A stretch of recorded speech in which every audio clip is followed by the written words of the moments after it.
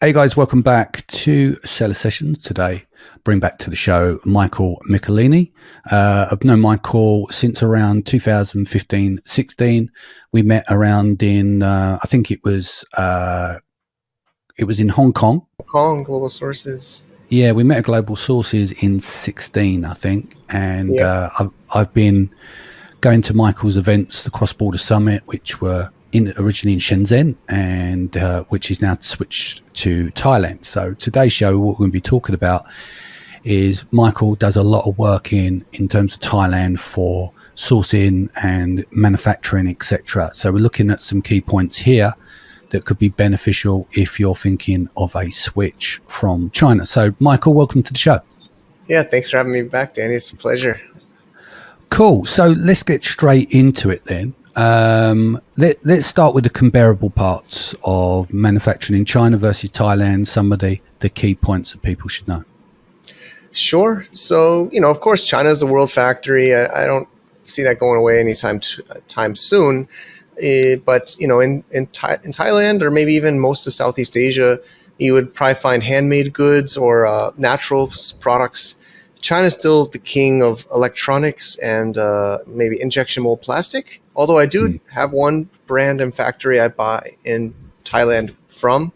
They even still buy some of the raw materials from China and the molds, the die-cast metal molds from China. So if you truly want to be not anything with China, you probably would need grown products, like natural products, like we do. Even we do jewelry. One brand is a jewelry brand of women's earrings and necklaces, but those products sourced from China and then made in Thailand. So even there is China, but the ones that are pure Thailand are like natural grown, like dried flowers or clothes, handmade wood products. So these are kind of the core products in Thailand. Maybe Vietnam might be more for the similar to China with the plastics and electronics, but Thailand is a little bit more handmade, like grown products. Yeah. So how is Thailand laid out? Is it like province based, based on the type of products, or there's a set location that's generally the norm? How does that lay out in terms of Thailand? Yeah, Thailand is definitely not as big as China. It's still relatively large, but I say normally it's broken down to two parts, north and south. North, where I'm based in Chiang Mai, where the summit will be, is in the mountain area. So there's no water, there's no port. Then, so the north is known more for wood and handmade products, natural products.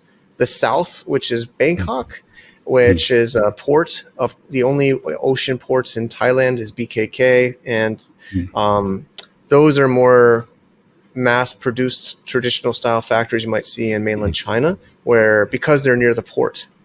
Whereas if you in the north, so it's basically north and south, Bangkok, and then maybe the mountain area of northern Thailand. Yeah, and in terms of the points of differentiation, China always up for a pound note, fast response, etc., etc.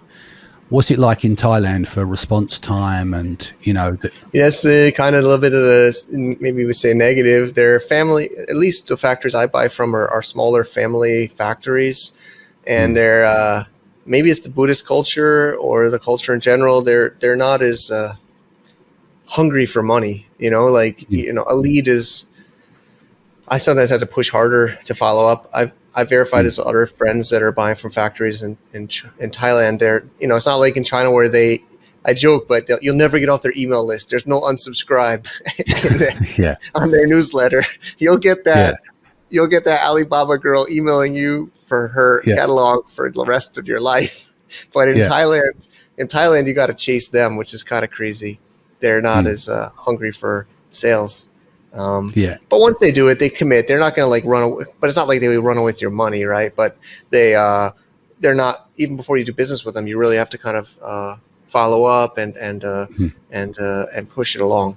But once it gets started, it's moving a little bit faster. But I can go through that process too It's definitely Yeah. slower though, generally across the board. Yeah. Do you want to run through the process? Because obviously that's going to be very key. Like it's going to be a bit out of pocket for people to realize, deal with people that are like hungry to do business to then feel like Yeah. they're trying to deal with manufacturers in the United States or the UK. Do you see what I mean? So Yeah. So I hate, I want to say I wish there was not really an Alibaba that I'm aware of in Thailand. Of course, even Alibaba and Global Sources does have Thailand factories, and there is some Thai government websites, I forget the URLs, that exist, but a lot of those don't reply to your inquiries.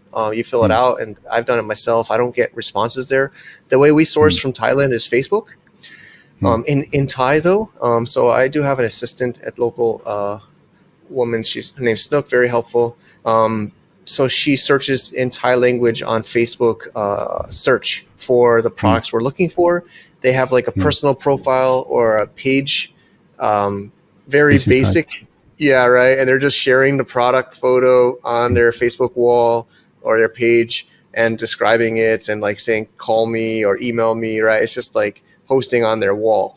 And then you'll just talk to them on Messenger, and you're not going to get like a quotation. Again, I mean, there's probably some professional factories that I haven't found that might be in the South or in the ports, but I guess maybe I'm dealing with smaller factories or businesses, so they're quoting me in like text, right, or maybe email. But mostly you're talking to them. Line app, I would recommend if you're serious about Thailand business. For those here, get Line. It's like it's another messenger app. I know, like Telegram, WhatsApp, WeChat, but Line is the most popular here. I use all of my Thai factory sourcing in Line app. And use the emojis, be friendly, similar to China or Asia culture. You can't be too direct like Westerners, like in the UK or US. We're a little bit more straightforward. Here you kind of gotta ease into it, in my opinion, not be too straight. So you should give them bit of sign language.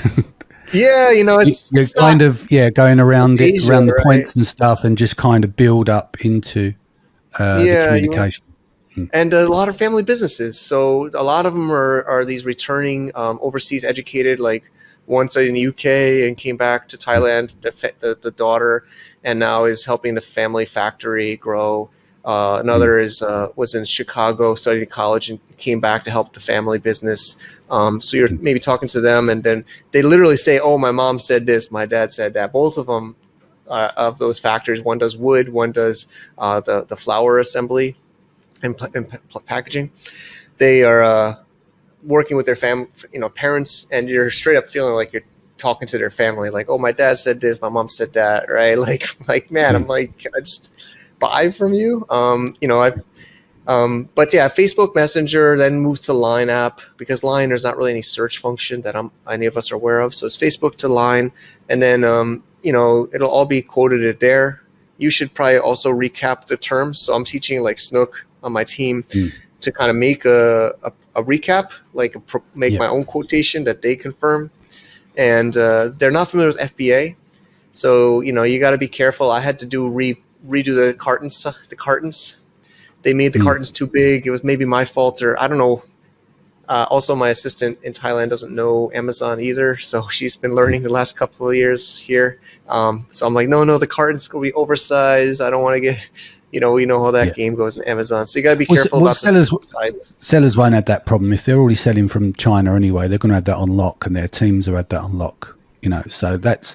But what about when it comes down to things like inspections and stuff? Is it ubiquitous there to have inspection teams? Are they easier accessible? Is there options to get quotes from various different inspection companies?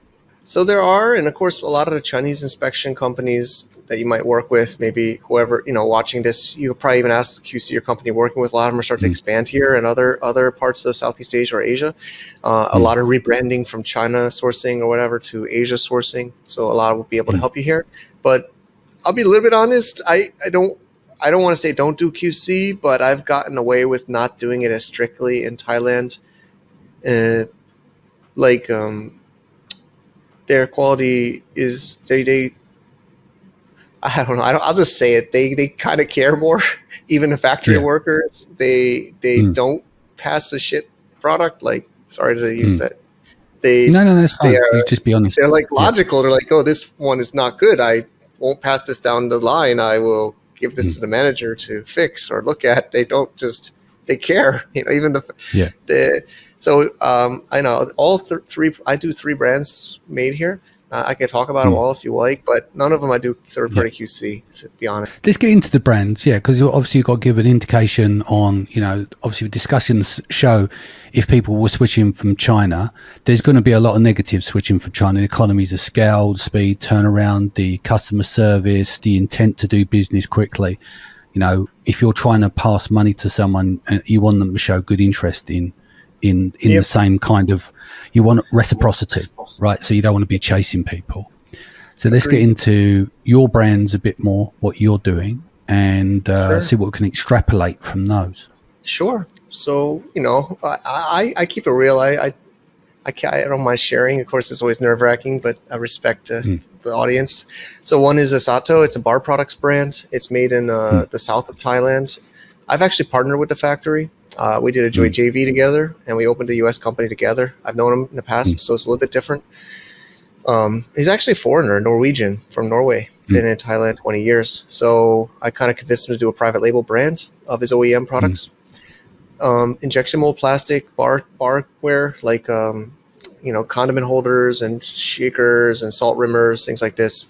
Of course, he's incentivized to do good quality because he's a partner in the brand and sees the returns himself directly on the Seller Central, So that one might be a little bit different, but he's the one that's taught me a lot. I learned a lot. Sorry to jump in. How does that work in terms of cash flow and stuff? Because you're partners, how have you broken that down in terms of payments? Because obviously, if you haven't got to all the down payments, etc., you've got more cash on hand. So how does it work with him and his factory? I'll keep it real with you. I'll give you good stuff. I'm a 30% shareholder. He's 70%. He's invested in inventory to get us launched. He's done containers, and it's been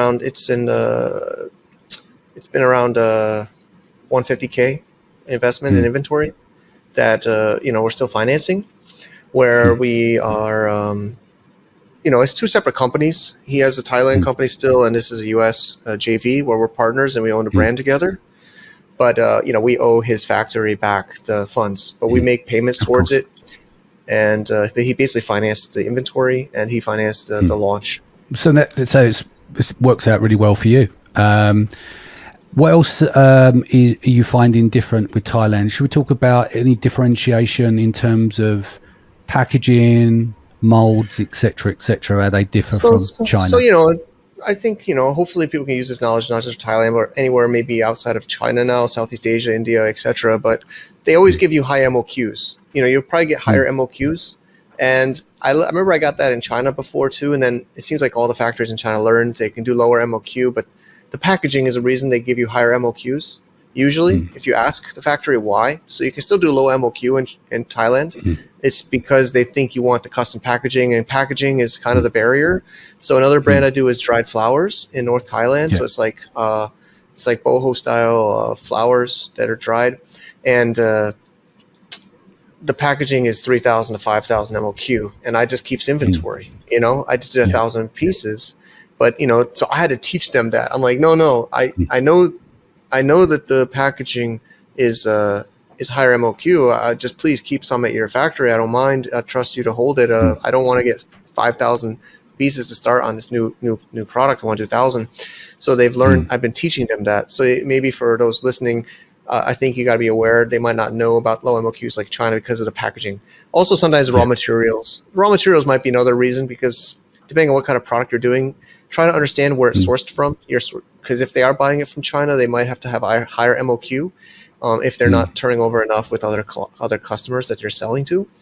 But the packaging, and I found packaging outside of decent amount of packaging. I don't know if you agree, but I think packaging is very important for the branding and for the business. So I spent a lot of time on packaging, and it's not as abundant in Thailand as in mainland China, and the factories I've been working with are surprised at the amount of effort we put into packaging, because they don't seem to understand that. They kind of are still doing like white box or even like poly bags. So I I have to show them I care a lot about packaging, and I usually develop my own packaging with a third party and send it to them rather than working with their current packaging suppliers. But you can do the insert cards if you do, cardboard, they die cut. The MOQs is about 5,000. In my experiences, they have higher MOQs on the packaging for whatever reason. And the craziest one is I had to order 5,000 packages of this new brand I did with the dry flower, and they wouldn't even send me a production sample. They wouldn't send me one. They made me get 5,000 without seeing one. I was working, and they just wouldn't. They said, no, we can't do that. I'm like, I don't know. In China, they always send me like a product, even a packaging or anything. I get a sample, but they said they got to turn the machine on, and they can't just do it for one, etc. So they said the die cut. They showed me the file, right, and they showed me the black dots, and they showed me the cuts, and they said. So I had to roll the dice. I was like, I hope it's cut, but it came out perfect. I've really had lucky quality in Thailand so far. I haven't had a quality. I'm scared to jinx myself, man, but I don't know. I just feel like they're a little bit more concerned about the quality in the whole supply chain here. But the packaging is not as abundant. There's some sacrifices I've made. Some of my packaging in China is a bit more complex with the way it's cut and the sliding, and so there's a little bit of, you can't be as fancy with your packaging, but I can still get a decent amount done. Before we wrap up here, and this is some more bits to add, should we talk about cross-border, which was originally in Shenzhen, and I know you got another one coming up, and the wheres and whys, why do you do it, and what's the story behind it? Sure. So Cross-Border Summit started as because everybody's coming to Canton Fair to trade shows, and they wanted to meet up, and why not put everybody together in an event, right? The community, and so it grew, and then of course Amazon really started taking off even after that summit, and it got more and more popular. But I do it just because I love to bring great people together. It's really a powerful feeling. It's hyper networking. It's another form of content. I think you're also you're a musician and a content creator yourself. So I think you do great with your Seller Sessions events, and so it's just a way to bring people together, create a bonding and relationships, and I think I don't do it for the money. Of course it is a paid event and it's a premium event, but I really do it for the community and for bringing people together. And as always, especially in Asia, it's not as bad as in China with last minute, but everything is last minute in a good way here. We just got Alibaba's head of Asia to come just a couple of days ago, and they want to kind of check out what's all these. It's mostly Westerner, international sellers, Your Coming's really great, and others. So they're so curious, what is this? All these Westerners selling on Amazon in Thailand, and I want to come and see and meet. And so I love bringing different cultures together and different people together, from different backgrounds. So when was your first? I did one for you in 2017, didn't I? I met you in 2016. I think you've done at least 3 already. I think 17, I've done 18, 3, 19. yeah. And this will be your 4th. And we've done. So you did 4 out of 5. You missed the first one. I think we met at the Global Sources one in 2016. I had just done or was doing it at the same time. They had. Because it was yours just a coincidence. So yours was always that gap week, because you had the Canton Fair, then you have Global Sources, then you have Canton Fair because it will switch it up, and then you fell in between those periods, and then you didn't clash with Global Sources. Yeah, we never did. You remember Peter and I would coordinate I even think I adjusted once to not overlap. But yeah, we never wanted to have overlap. Yeah, but it's a totally different world. They do Monday and Tuesday, wasn't it? So what would happen is you'll do, say, phase 1, and then you'll come over to Hong Kong. You do Monday, Tuesday Global Sources, Thursday, Friday, go across the border to Shenzhen, a couple of hours down to the event, and then obviously go back into China for the following week, up to Canton Fair, back into China. You're already in China because you're in Shenzhen. So they go from Shenzhen and then they head back up to the Canton Fair for phase 2 or phase 3, depending on their phases. But yeah, worked quite well because you got them weeks in between is like, well, what do? You go and see the factory, or you go over to Hong Kong, or you attend some events and stuff, don't you? So Yep. And we have cool. we have some regulars returning, and but it's definitely a different one. We even themed it Open Borders, New Beginnings. We waited. We could have done it maybe last year, but we waited for the China border to open. It finally reopened this February 2023. So when we found out the border was finally open, because we do have China sellers coming, we really wanted to wait until we could invite our China. We have a network there, so it's been 4 years since the last one. It's crazy. It is. Yeah, 2019. What's the best way to reach you, and if people are still looking to purchase tickets? Yeah, we're almost full. I think the VIP tickets are almost. We only have 20 tickets. I think it's like 18 sold, and there's a few penciled in that I'm trying to force to confirm before it's too late. But we do have some general entries at 2023.crossbordersummit.com. Or just Cross-Border Summit, right? And then click into this year's. We archived all the previous years. I like to keep the archives. And people can check that out in the offer. And we put up the full agenda. It's an action-packed 2-day event. Also, the VIP includes a half-day mastermind, which is going to be great, and a really fun dinner. We got a rooftop dinner. But yeah, crossbordersummit.com would be the best. And then just find the 2023. Excellent. Michael, thank you for joining us today. Guys, thank you for joining us. I'll be back here next week. Take care of yourself and your family. Also, remember what's going on over in Israel. Sharon is obviously not being recorded at the moment. I'm in contact with her every day. So everyone who's listening out there, if you get a chance and you feel like it, just pop her a message. A little random act of kindness goes a long way. So big love to everyone who's affected by what's going on at the moment. I'll be back here next week. Take care. Okay, take care.